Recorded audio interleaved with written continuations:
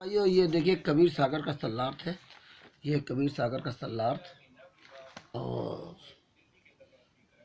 ये है page number 83 और आप कबीर सागर सल्लार्थ में पढ़ सकते हैं।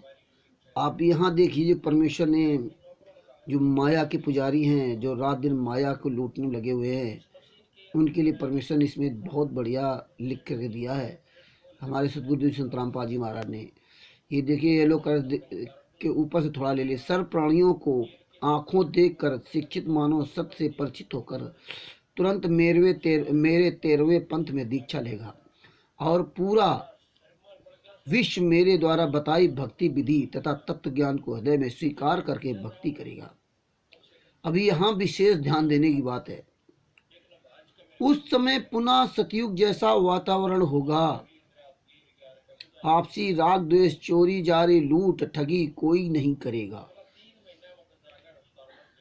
कोई धन संग्रह नहीं करेगा, भक्ति को अधिक महत्व दिया जाएगा। ये परमेश्वर ने हमारे लिख करके दिया है, हमारे परमेश्वर ने। और आप देख लीजिए, मैंने आरएसएस हो चाहे पवन ठाकुर हो या संजय हो या अन्य और भी भगत हैं जो भगत के नाम से भगतों को ही लूट रहे हैं। कोई दान पाठ ज्योत सब पैसा दान पाठ ज्योत तक का पैसा खा गए। आगे क्या बताया परमात्मा? भक्ति को अधिक महत्व दिया जाएगा। जैसे उस समय उस व्यक्ति को महान माना जा रहा होगा जिसके पास अधिक धन होगा, बड़ा व्यवसाय होगा, बड़ी बड़ी कोठियां बना रखी होंगी। मतलब उस समय वो व्यक्ति महान बड़ा माना जाएगा जिसके पास बड़ा व्यवसाय होगा, धन होगा, बड़ी बड़ी कोठियां होंगी। परंतु 13वें पंथ के प्रारंभ होने के पश्चात, यानी 13वें पंथ के पहले जितने भी बड़े बड़े जिनके पास व्यवसाय थे, बड़ी बड़ी कोठियां थीं, पैसे वाले थे उनको, परंतु 13वें पंथ के प्रारंभ होने के पश्चात उन व्यक्तियों को मूर्ख माना जाएगा। और जो भक्ति करेंगे, सामान्य मकान बनाकर रहेंगे, उनको महान बड़े और सम्मानित व्यक्ति माना जाएगा। इसलिए परमेश्वर ने स्पष्ट कर दिया है। अब आप खुद अपना निर्णय ले लीजिए, आप कितने बड़े भगत हो। जिनके पास करोड़ों रुपया है, गाड़ियां हैं, बड़े बड़े व्यवसाय हैं, कोठियां बना रखी हैं, और उनके लिए परमेश्वर ने बता दिया 13वें पंथ के बाद उन व्यक्तियों को महामूर्ख माना जाएगा, मूर्ख माना जाएगा। तो परंतु 13वें पंथ के प्रारंभ होने के पश्चात उन व्यक्तियों को मूर्ख माना जाएगा। और जो भक्ति करेंगे, सामान्य मकान बनाकर रहेंगे, उनको महान और बड़े सम्मानित व्यक्ति माना जाएगा। आज देख लीजिए लोग लूटने में लगे हुए हैं। पवन ठग जैसे लोग भक्तों के पैसे से 10-10 हजार रुपये महीने के किराए के मकान में रहते थे। और कैसे ये भगत समाज ऐसे निकम्मों का सहयोग भी करता है। हमारे कबीर साहब 622 साल पहले आए थे, एक झोपड़ी में रहकर दिखाया कि ऐसे झोपड़ी में रहना होगा। परमात्मा ने कहा था कि जो मांगे सो भड़ुआ कहिए दर दर फिर अज्ञानी, और जोगी जोग सबूर्ण जिसका मांग न पीवे पानी। योगी वही है, परमात्मा का बच्चा है वही है जो कभी मांग करके ना पिए, पानी न पिए, मांगे ना। अरे एक छोटा सा बच्चा भी होता है, वो भी अपने पिता के आश्रित होता है, उसको किसी दूसरे पिता से नहीं मांगता, क्योंकि उसको भरोसा होता कि मेरा पिता मुझे खुद पालन पोषण करेगा, दूसरे की क्या जरूरत।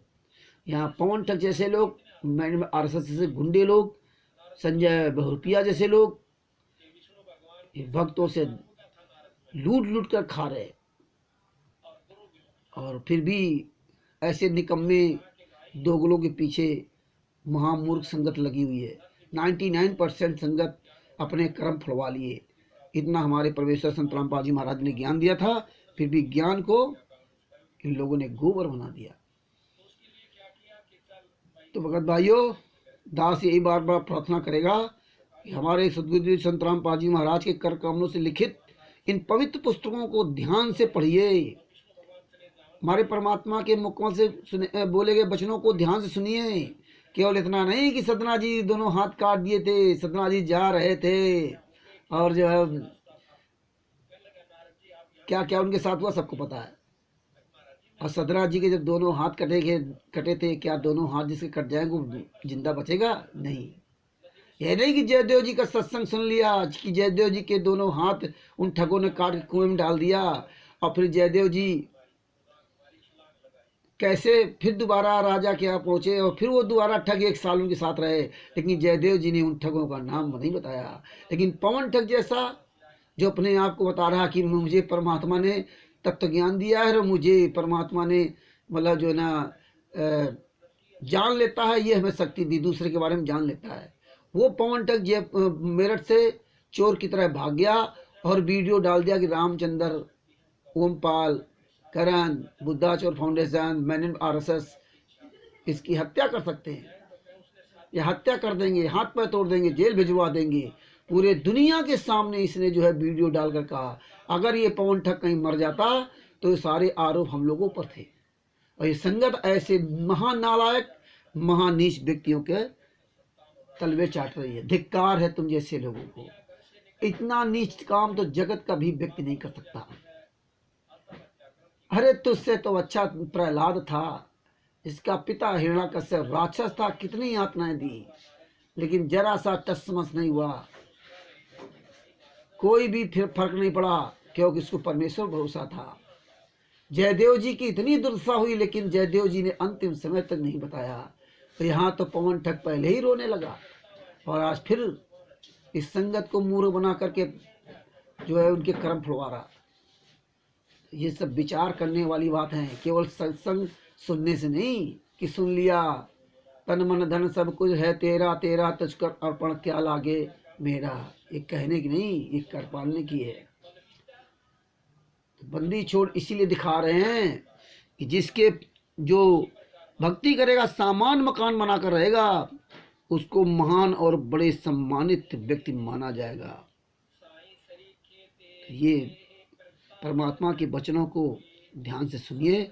मैंने RSS, पवन ठग और संजय नकली नाना जैसे गद्दारों से पीछा छुड़ाइए। सत साहेब, बंदी छोड़, पूर्ण ब्रह्म, सतगुरु संतराम पाल जी महाराज की जय हो।